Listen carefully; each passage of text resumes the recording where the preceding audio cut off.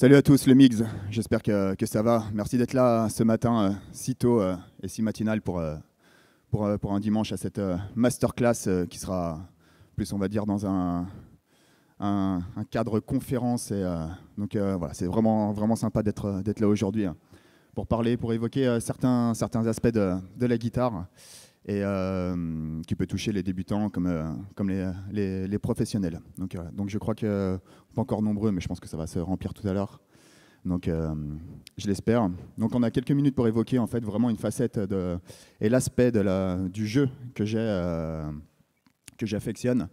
Et donc ceux qui ont leur guitare, voilà, n'hésitez pas à les sortir, sinon voilà, prenez des notes, il y aura peut-être des supports que je pourrais aussi vous envoyer. Alors pour moi, en fait, ça démarre, donc, que ce soit pour un guitariste ou un musicien divers, un pianiste ou autre. Je crois que tout d'abord, il est très important en fait, quand on démarre à jouer, on ne pense pas à certaines choses, en fait, au physique et en fait, à ce qui nous sert d'outil de travail, nos mains. En fait, le but aujourd'hui, c'est de vous montrer vraiment des conseils et des astuces en fait, pour pallier à ce problème que peuvent rencontrer les guitaristes, donc que ce soit au niveau dextérité, au niveau tendinite, et en fait tout ce qui est relatif à nos deux outils de travail, main droite et main gauche. Donc aujourd'hui, pour les guitaristes qui commencent, en fait, déjà le but, c'est d'avoir des fondations solides en fait, au niveau des mains. Et on n'y pense pas toujours. Donc en fait, quand vous avez un instrument, il est très important en fait, de travailler en fait, les deux parties, donc, qui sont aussi les parties du cerveau. Mais en fait, et de travailler en fait, tout ce qui est accès à la dextérité. Donc il y a des échauffements très basiques, du genre, par exemple, quand vous jouez, par exemple, ce qu'on appelle les gammes chromatiques. Personne, en fait, peu de guitaristes en fait, prennent leur instrument, ou peu de pianistes en fait, et se mettent à s'échauffer. Et je pense qu'aujourd'hui, c'est comme un sportif de bas niveau, de haut niveau. En fait, ce qui est important, en fait, c'est vraiment toujours de s'échauffer. Alors pas de s'étirer, mais vraiment, s'il y a un conseil, c'est toujours de s'échauffer un peu.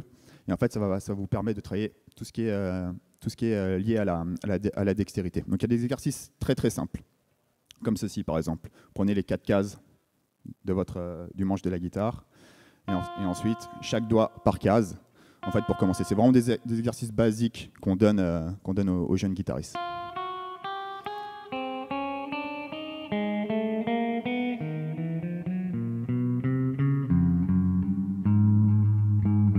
Et ensuite, une fois que vous arrivez en haut du manche, sur la grosse corde, la corde de mi, même principe, vous faites la même chose à l'envers.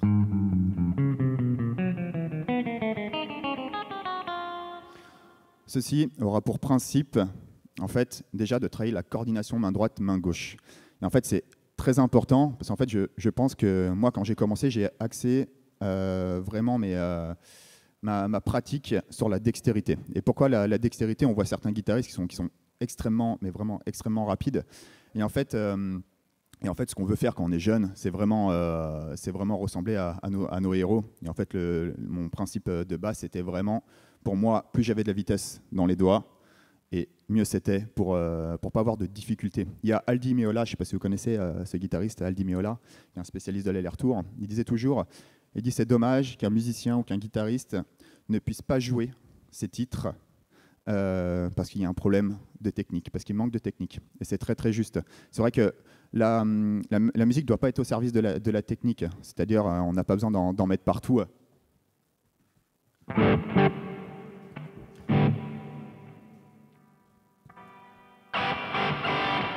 Mieux. Ce que je veux dire, on n'a pas besoin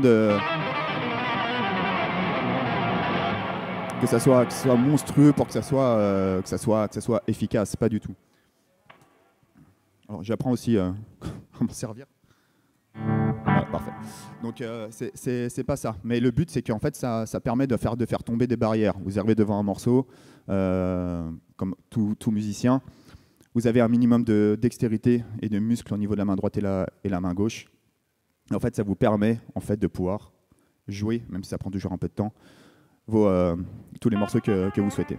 Donc voilà, donc, le but en fait c'est vraiment en pratiquant 10 à 15 minutes par jour, vraiment sans jouer des heures et des heures, mais régulièrement, parce que l'esprit marche comme ça, c'est pas comme un disque dur, hein. On appuie sur enregistrer, terminer. Le corps et l'esprit fonctionnent de cette manière, donc vraiment régulièrement, tous les jours, hein. Vous faites ceci. Alors aujourd'hui, ça va faire beaucoup d'informations enregistrées pour les personnes qui sont là, qui n'ont pas l'instrument, qui ne peuvent pas pratiquer. Mais n'hésitez pas à venir tout à l'heure pour que je vous envoie les supports pour ceux qui ont besoin. Donc ceci, donc faites ça à tout au niveau de toutes les cases, à tous les tempos. Voilà, 15-20 minutes par jour fait vraiment l'affaire, surtout aujourd'hui, voilà, si on n'a pas le temps.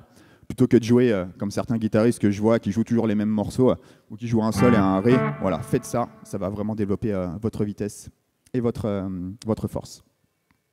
Ensuite, dans la même veine, c'est ce que je disais tout à l'heure, en fait on a des tendons et des ligaments. C'est comme les sportifs de haut niveau. Dès qu'on se met à courir, on va courir sur des dizaines et des dizaines de kilomètres. Le problème, c'est que quelqu'un qui va se mettre à courir, qui va dire moi je fais le marathon dans un mois. Pourquoi pas? Mais voilà, c'est un joli défi. Le problème, c'est que ça ne fonctionne pas. Parce qu'en fait, il faut que les muscles soient assez solides en fait, pour couvrir une distance pareille. On va aller à l'entraînement, on va faire 20 km. Dans tous les cas, vous pourrez essayer. 20 km, vous n'arriverez pas à les courir. Donc, à part exceptionnellement pour les personnes qui ont des dispositions spéciales, mais en fait, vous n'y arriverez pas. Donc, un autre exercice pour ça, donc déjà, c'est pour ça de jouer régulièrement permettra en fait d'éviter les tendinites. Donc pareil pour avoir une bonne hygiène de vie, mais d'éviter les tendinites en fait pour pouvoir muscler ce qu'on appelle les muscles intra-osseux. En fait, très souvent, je ne sais pas si vous voyez, mais il y a des guitaristes, j'entends après un concert où en fait ça tire même les plus chevronnés. Je me souviens de Yngwie Malmsteen, un grand guitariste des années 80 qui s'était blessé pendant une tournée du G3, en fait, où le muscle intra-osseux ici, il commençait à vraiment à lâcher. Et en fait, c'est quand on tient souvent les accords, on tient souvent des plans vraiment extrêmes très longtemps, en fait. Ou souvent, ça arrive aux guitaristes qui accompagnent. Et en fait, on a ce muscle ici, en fait, qui va se mettre à tirer. Donc ça, c'est normal. Par exemple, on joue des accords.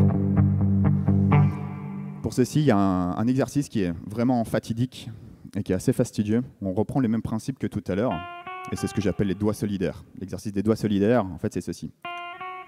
C'est pareil, c'est le même fonctionnement que tout à l'heure, c'est un doigt par case, sauf qu'en fait, vous faites ça.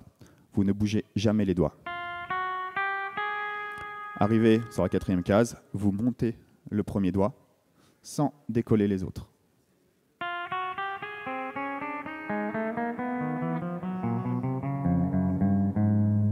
Et jamais vous les décollez.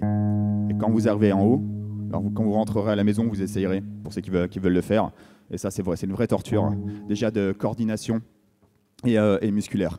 Et en fait, vous descendez votre premier doigt sans bouger l'annulaire. Vous descendez l'annulaire sans bouger le majeur. Vous descendez le majeur sans bouger l'index. Et donc, en fait, ça va nous donner ceci.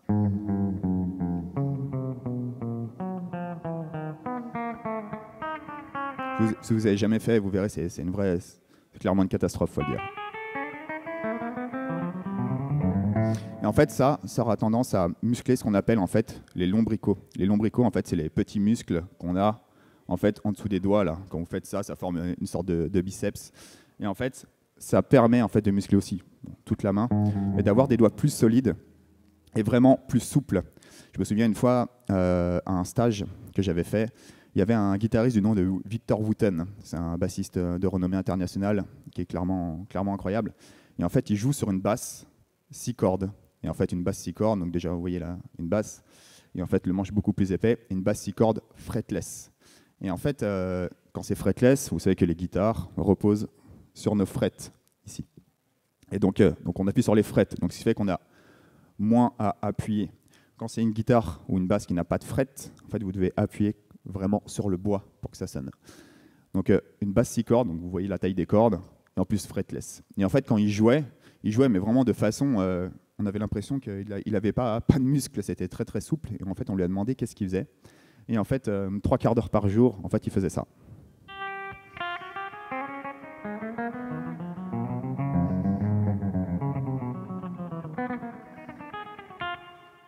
Et donc, en fait, il travaillait cet exercice de manière très régulière, voilà, pour pouvoir accentuer sa souplesse.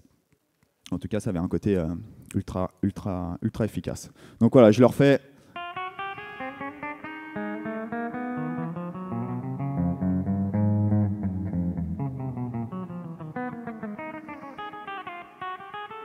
Et ainsi de suite. Alors voilà, vous n'avez pas besoin de faire ça 2 heures par jour. Hein. Bon, si vous le faites, vous serez des dieux de la guitare. Hein. Et j'en rajoute pas. Et mais voilà, vous pourrez faire ça 15 minutes. Ça fera bien, vraiment bien l'affaire. Autre chose, pour continuer là-dessus, pareil, quand vous avez la moindre douleur, en fait, quand vous jouez de la guitare, parce qu'en fait, le but là, c'est quand même de pallier c'est des exercices très spécifiques, en fait, que vous pouvez pratiquer tous les jours, mais à la moindre douleur, voilà. Essayez de stopper, le but c'est pas de se faire mal, hein, c'est pas de faire une tendinite. Si vous avez marre, que vous voulez faire de la musique, faites de l'harmonie, faites du solfège, si vous avez un piano, jouez du piano. Voilà. Et pour tout ce qui est qui est lié au tendinite, voilà, la moindre douleur, on arrête. Et voilà, n'hésitez pas à passer de la crème ou de l'arnica ou toutes sortes de choses. Ensuite, tout à l'heure, on parlait du mouvement. Je vois souvent des guitaristes qui ont tendance à jouer un peu de travers. Et en fait, pour remédier à ça directement, en fait, on a des plans comme bon, il y a des carrières incroyables, mais Eric Clapton, par exemple, qui va jamais se servir du petit doigt. On le voit, en fait, il fait ça.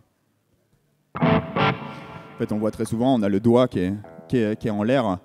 Donc, et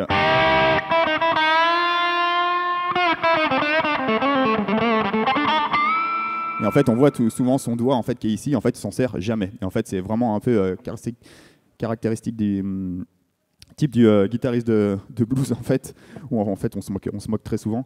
Mais en fait, voilà, bien servir de chacun des doigts. Je sais que ce petit doigt n'est pas musclé, c'est le plus faible, il faut le dire. Mais voilà, donc insistez bien dessus quand vous avez des problèmes. Et au niveau de la position de la main, beaucoup se posent la question au niveau de la position de la main. La position de la main, c'est ce que je vous montrais tout à l'heure. Au niveau des exercices chromatiques, en fait, forcez-vous. On voit les guitaristes qui vont jouer un peu de côté. Alors non pas que c'est un mal, pas du tout. Mais en fait, ce qui est important, c'est... Bon déjà, on a tous des prédispositions, on est tous faits différemment, ça c'est la nature, c'est la génétique, c'est comme ça. Mais quand on va avoir tendance à jouer, j'en connais beaucoup qui font de la rythmique, dans le métal, en fait ils jouent soit avec le pouce, okay, ou soit avec les doigts un peu de travers. Le problème c'est que si je joue avec le pouce, comme Jimi Hendrix, qui jouait beaucoup d'accords,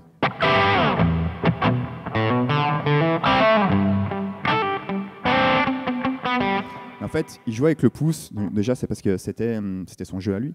Et en fait, c'était aussi pour jouer des basses. Et en fait, il s'amusait à faire ceci pour faire sonner la petite corde et la grosse corde. Voilà. Donc dans le jazz, on s'en sert. On utilise le pouce pour jouer des accords très enrichis. Mais voilà, ça reste quand même des cas. En fait, il y en a peu des accords qui se jouent comme ça.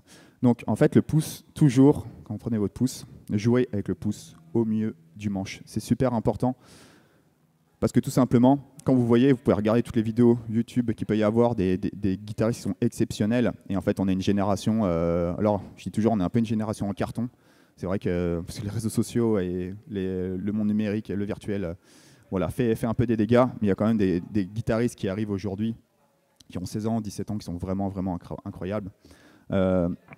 Et en fait, vous pouvez voir, chacun d'entre eux vont jouer avec une forme très parallèle, très, très parallèle aux manches au niveau des doigts. Tout simplement parce qu'en fait, quand vous faites un plan, vous pouvez demander à Keith Richards, hein, il le fera jamais, il n'y arrive pas. Et du coup, en fait, quand on fait un plan, si on joue déjà avec le pouce comme ceci, déjà, donc prenez bien l'habitude, je ne peux pas aller chercher mes notes. Donc en fait, ça c'est vraiment la chose en fait, qui est extrêmement importante. Je ne peux pas aller chercher mes notes. Si je fais ça avec mon pouce ici, je ne peux pas aller plus loin, je suis obligé de me déplacer. Le guitariste est un peu feignant. En fait, le but c'est d'avoir le doigté et le jeu le plus ergonomique possible. Donc en fait, quand vous faites un plan, pensez, donc je mets la guitare, et en fait avoir on va pas mettre une bande derrière pour être vraiment au milieu. Mais en fait, le but, c'est d'être derrière le manche pour pouvoir avoir accès à ce genre en fait, d'écart un peu extrême. Bon, il n'y a pas tous les plans qui sont comme ça, mais ce que je veux dire, c'est qu'en fait, on n'aura pas besoin de faire de démancher, on n'aura pas besoin de faire de glisser. Et en plus de ça, vous serez bien plus rapide à jouer ce genre de plan, parce que du coup, vous allez utiliser vos 4 doigts, ce que je disais tout à l'heure, et non pas 3 doigts, comme beaucoup le font. Donc voilà, c'est super important en fait, de se forcer pour ceux qui ont pris de mauvaises habitudes. En fait, voilà, pensez à faire vos exercices d'échauffement. Vraiment parallèle aux manches. C'est très, très, très important. Et voilà, ça vous aidera. Il y avait un guitariste qui jouait énormément comme ça. C'était un monsieur du nom de Sean Lane. Il y a une marque qui ont fait pour lui la guitare la plus plate en fait, au niveau du manche et du radius au monde. En fait, c'est une guitare, il y avait un radius vraiment zéro. Et en fait, parce qu'il voulait jouer avec un côté extrêmement rapide. Donc il était vertigineux. Donc voilà, pensez à jouer vraiment de manière perpendiculaire. Aussi, alors ça va paraître un peu loufoque, ce que je vais vous montrer, mais il y a penser, si vous voulez, en fait, pour travailler une autre manière une autre façon, enfin, travailler de manière différente la dextérité et la musculature de la main. Parce qu'en fait, on joue tout le temps comme ça. De ce côté-là, sauf pour faire, enfin, voilà, si je répète l'exercice d'échauffement, pensez à jouer avec la main par-dessus le manche. Tout simplement, pourquoi? Parce qu'en fait, on aura une autre façon de travailler ces muscles ici. Et en fait, souvent, il y a des guitaristes, en fait, ils ont des tendinites en fait, à ce niveau de l'avant-bras. Et en fait, ça arrive en dessus. Donc, en fait, pensez à travailler musculairement. En fait, même si ça paraît un peu fou, en fait, travaillez vos gammes. Et en plus de ça, ça va vous faire travailler de manière différente. Faites ceci. Alors ça va paraître complètement fou, mais vraiment en fait c'est super important. En fait ça va permettre de travailler, mais en fait d'avoir une coordination différente et c'est très très bon pour le cerveau. Et aussi en fait voilà de pallier à ce problème de tendinite en fait qui arrive en fait au niveau des muscles fléchisseurs courts ici. Donc voilà, vous pouvez faire la même chose. Il y a un guitariste qui s'appelle qui est assez drôle, enfin drôle. Il est aussi monstrueux, qui s'appelle Michelangelo Bassio, et en fait on se moque souvent parce que en fait il joue avec une guitare 4 manches, en fait il a 2 manches de chaque côté, il a 2 manches en bas, puis en fait un peu la manière de Spider-Man, en fait il joue comme ça, puis après il descend, c'est assez fascinant. Et on se moque, mais du coup voilà, en fait parce qu'il joue très souvent, en fait il fait des sortes de morceaux, en fait il joue par-dessus le manche. En fait, il joue des titres.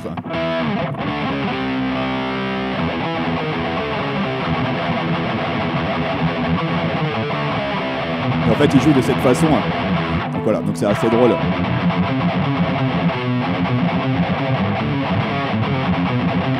Voilà, donc c'est impressionnant. Mais en fait, finalement, c'est pas quand on y réfléchit. En fait, c'est vraiment une bonne chose en fait de le faire. Et voilà, bon après, il faut aller voir les vidéos. C'est clairement un bœuf, hein, faut pas se le cacher. Voilà, donc voilà, n'hésitez pas à jouer de façon différente, en fait, même par-dessus le manche, et vous verrez, ça va vous développer aussi ça va vous faire un autre sens de la dextérité. Donc, chose importante. Ensuite, ce qu'on fait très très souvent, l'erreur que je vois de beaucoup de guitaristes, alors après, il y en a, quand au bout de plusieurs années, en fait, on a tendance à la récupérer, et d'autres pas. En fait, on pense jamais à notre main droite. Parce qu'en fait, on pense à celle-ci pour qu'elle soit extrêmement rapide.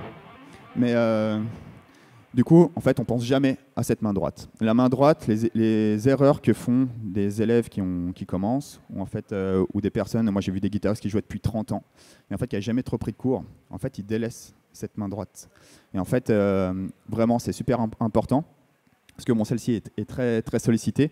Par contre, celle-là, elle a une contrainte aussi énorme. Et donc, en fait, ce qu'il y a déjà quand vous commencez, essayez de trouver un point d'appui sur votre guitare. En fait, n'essayez pas. Il ne faut pas avoir la main en l'air. On joue la main en l'air vraiment quand, en classique, par exemple, où en fait, ils vont jouer de cette façon-là, en fait, où ils gardent la main en l'air.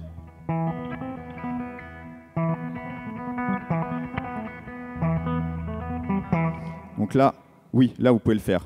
Quand on joue en picado, quand on joue dans le flamenco, voilà. Parce qu'en fait, on a besoin d'une main très mobile. Par contre, quand vous jouez, vous avez tendance à jouer au mediator, parce qu'il y a poser votre main sur le corps de la guitare. Alors après, il n'y a pas une règle d'or, mais en fait, en général, on pose la paume de la main et la tranche de la main, en fait, à ce niveau, entre le chevalet et le corps. Et en fait, il faut trouver un point d'appui.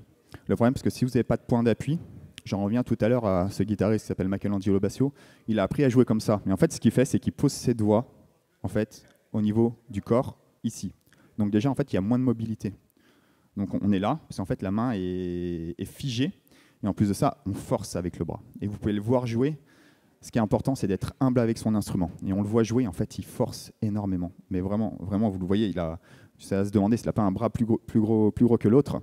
Donc en fait, moi je ne peux pas jouer de cette façon, mais en fait, il fait des plans, mais clairement hallucinants. Et en fait, il joue de manière à ce que la main soit ici. Et en fait, on voit, il force. En fait, le but, c'est pas de forcer, c'est pas se faire mal, et c'est aussi de gagner de l'énergie. Parce que quand vous faites un concert de 2 heures et que ça envoie pendant 2 heures, et que vous êtes ici, que vous forcez, c'est clairement c'est fatigant. Donc en fait, prenez toujours un point d'appui ici, parce que le but, c'est pas, voilà, comme je disais, c'est pas de forcer. En plus de ça, on peut se faire mal, ça peut être une mauvaise posture, on peut même se bloquer quelque chose, c'est arrivé au niveau des cervicales, au niveau du dos, à être crispé.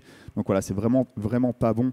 Je reviendrai un peu après là-dessus, mais c'est vraiment pas génial. Donc voilà, donc pensez en fait à prendre un point d'appui à ce niveau. Donc voilà, réfléchissez bien à ça quand vous commencez la guitare, ou si c'est pas le cas, faites-le. Voilà, et pas de prendre appui comme je vois beaucoup des élèves qui jouent en fait, qui ont tendance à jouer avec la main qui prend un appui sur la table ici. Alors pour certains guitaristes, ça marche, mais pas toujours. Et le problème, c'est qu'à un moment donné, on a quand même nos limites en fait en termes de dextérité. Donc voilà pour cet autre sujet. Ce que je vous montre là, en fait, c'est vraiment pour vous faire des... Parce qu'en fait, j'aurais pu parler de l'improvisation, j'aurais pu vous parler de comment se servir des modes, comment se servir des pentas. Mais je pense qu'il y a des personnes qui font ça bien mieux que moi. Et en fait, c'était pas... Je voulais vraiment rentrer dans cette catégorie en fait, de conditions physiques et en fait, de comment en fait, appréhender la guitare en fait, au niveau de la dextérité. Parce qu'en fait, je trouve que c'est ultra important. En fait, on n'y fait pas assez attention. Ce que je disais, que nos 2 mains, au fait, au quotidien, un musicien, en fait, on fait vraiment pas gaffe. Mais c'est vraiment un outil de travail, il faut en prendre soin. Et il y a souvent des guitaristes en fait, qui jouent des années, sans répéter en fait, ce genre de gamme. Et en fait, il y a une maladie dont j'ai oublié le nom, je suis désolé. Mais en fait, une maladie du guitariste, et je crois que ça touche un de nos collègues en ce moment, Tom Quell, qui est un guitariste incroyable, et en fait qui a des problèmes en fait, liés à ça. Alors c'est vraiment lié au moteur, hein, parce que c'est l'esprit qui contrôle, et non pas... Enfin, il y a la moelle épinière aussi, mais en fait la moelle épinière, vous savez, la moelle épinière contrôle les réflexes. Quand vous allez chez le médecin, c'est quand il vous fait le test au niveau du genou, c'est pour contrôler vos réflexes, il prend un marteau, hop, tape sur le genou, ça lève votre jambe. Donc ça, c'est la moelle épinière qui contrôle en fait, ce genre d'aspect réflexe. L'esprit, lui, contrôle en fait, tout ce qui est cérébral, avec notre lobe frontal, en fait, vont contrôler tout ce qui est la coordination, ce qu'on appelle les hémisphères du cerveau. Il y a 2 hémisphères. Et en fait, il y a une maladie du guitariste. En fait, quand à trop jouer, il y a des guitaristes, en fait, c'est arrivé. Alors, c'est des cas qui sont quand même très rares. Enfin, il y en a peu, c'est peu fréquent. Mais en fait, qui auront tendance en fait, à perdre en fait, leur motricité. En fait, ils ne commandent plus. C'est arrivé à un guitariste sud-américain aussi. En fait, il pouvait jouer, mais en fait, il n'arrivait plus à placer ses doigts. Et en fait, ça, c'est lié au fait, bon, déjà parce qu'il joue énormément. Puis on sait que quand c'est vraiment à outrance, alors je dis ça, mais ça m'est arrivé de jouer des mois et des mois, 12 à 13 heures, 14 heures par jour. Mais en fait, il y a un guitariste, et ça touche Tom Quell en ce moment, en fait, au niveau de la motricité. Enfin, il a des douleurs, mais aussi. Mais en fait, au niveau de la motricité, ce guitariste sud-américain, lui, c'était en fait, il ne pouvait plus contrôler en fait ses doigts. En fait, quand il voulait poser sur par exemple ici, en fait, la case numéro 6, en fait, l'esprit ne commande plus. Donc, en fait, c'est bien de faire des rappels aussi de dextérité et des rappels en fait mécaniques de motricité. Donc ça, c'est super important. Et pareil, quand vous en avez marre, voilà, faites autre chose, faites de la musique. Mais voilà, ça ne sert à rien d'insister sur chaque douleur. Voilà, j'ai évoqué pas mal d'aspects. Aussi, autre chose, le pouce derrière. Si vous voulez vous amuser à le muscler, ce que je disais avec le muscle intra-osseux, pensez aussi à jouer sans le pouce. Parce que le pouce, lui, est là pour soulager. Donc en fait, amusez-vous en fait, à faire des exercices où en fait, vous jouez. Pardon. En fait, sans poser le pouce. En fait, de cette manière, en fait, pareil, vous pouvez faire la même chose avec l'exercice chromatique.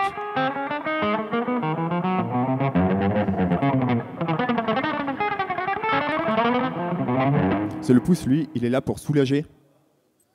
Et il sert d'appui, mais il est là surtout pour soulager. Donc en fait, vous pouvez faire le même principe, ok, pareil, pour muscler votre main gauche. En fait, faites le même principe en faisant ceci, sans le pouce. Donc voilà, donc je pense que ça fait déjà pas mal d'informations. Donc voilà, comme je disais tout à l'heure, n'hésitez pas à revenir vers moi si vous avez besoin de conseils, que je vous envoie des supports. Voilà, c'est avec grand plaisir. Là, ce que je vous montre, c'est vraiment les fondations. En fait, ce sont des fondations. En fait, c'est comme, c'est vraiment avoir des bases très solides. En fait, au niveau de notre main gauche, notre main droite, nous on a peu évoqué. Mais c'est vraiment un aspect important. En fait, je n'aime pas voir mes élèves en fait qui arrivent et qui, au bout de plusieurs années, ne peuvent pas encore jouer ce qu'ils veulent parce qu'en fait, ils manquent de dextérité. Et ça, c'est vrai que, bon, après, tout dépend du type de guitariste qu'on est. Mais je trouve que c'est ultra important en fait d'avoir ça. Donc là, c'est vraiment des fondations. Je dis pas qu'il faut absolument avoir une dextérité hors du commun pour pouvoir jouer, pas du tout. Mais en fait, en avoir un minimum et pas avoir une main atrophiée où en fait on peut pas aller chercher nos notes ou pouvoir jouer ce qu'on souhaite. Donc voilà, donc c'est des fondations. En fait, si vous voulez, c'est comme vous construisez une maison. Vous avez la base d'une maison, vous faites les fondations. Ensuite, qu'est-ce qu'on va avoir? On va avoir une boîte à outils. La boîte à outils, qu'est-ce que ça va être? Notre boîte à outils, ça va être tout ce qui est technique, donc le legato. Par exemple, ça va être du sweeping. Aussi, ça va être voilà, ça va être tout genre de techniques, ça va être du tapping. Donc ça, c'est la boîte à outils. Et après, en fait, on construit la maison avec les matériaux. Et les matériaux, donc là, on arrive dans le cadre de l'improvisation. Et les matériaux, qu'est-ce que ça va être? Ça va être en fait toutes les notes en fait, qu'on va pouvoir utiliser, toutes les belles notes, toutes les couleurs des modes, etc. pour faire de jolies improvisations. Donc c'est...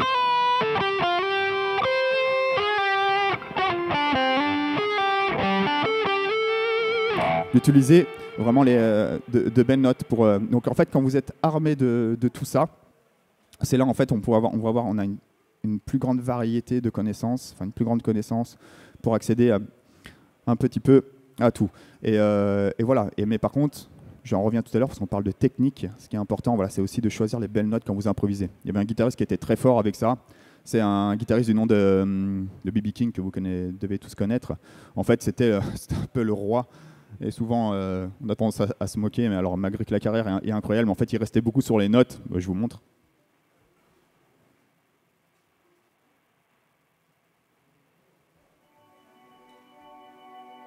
C'est ça, ça marche.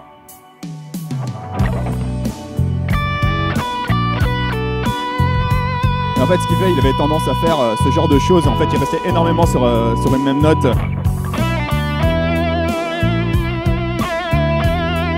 Mais ça fonctionne, hein. Voilà, bon après il avait le style, hein, parce que si je vous fais ça, ça marche pas. Par contre, si je vous fais ça,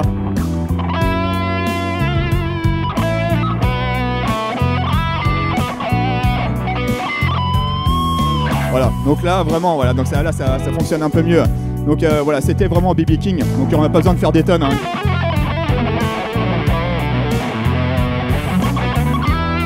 Donc voilà, vraiment des belles notes en fait permettent de donner une vraie dimension en fait à notre jeu. Donc voilà, il n'y a pas besoin de...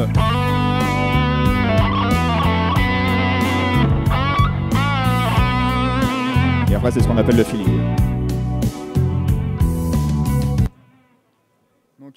Donc c'est vraiment donc voilà, c'est lui, c'est ce qu'il faisait et il avait tendance à faire énormément ça et ça fonctionne. Donc vraiment l'improvisation, pareil, ça s'apprend pas dans les livres. En fait, le but c'est vraiment d'écouter vos influences, ce que vous aimez, et de repratiquer et de voir en fait ce qui sonne ou ce qui sonne pas. Alors après, ça peut être aussi un travail fastidieux de prendre chaque accord et en fait de refaire de l'improvisation dessus. Donc c'est un énorme travail, mais voilà, pour les grands guitaristes, Frank Gamble, Mike Stern, et je passe, ça paye et ça fonctionne. Donc voilà, donc j'espère que tout ça voilà, vous parle et puis vous donne vraiment des astuces en fait, pour pouvoir remédier à quelques problèmes. Donc voilà, comme je disais tout à l'heure, n'hésitez pas à venir vers moi et à ce qu'on puisse voilà, regarder tout ceci. Alors, quelle heure il est? Il nous reste quelques minutes, parce qu'après il y aura la masterclass de John Gum à côté. Je vais vous jouer juste un petit titre, une impro, voilà, pour terminer tout ça. Et puis en tout cas, merci d'avoir été présent si tôt ce matin pour faire un peu de gymnastique et de sport à la guitare. Voilà, c'est un grand plaisir.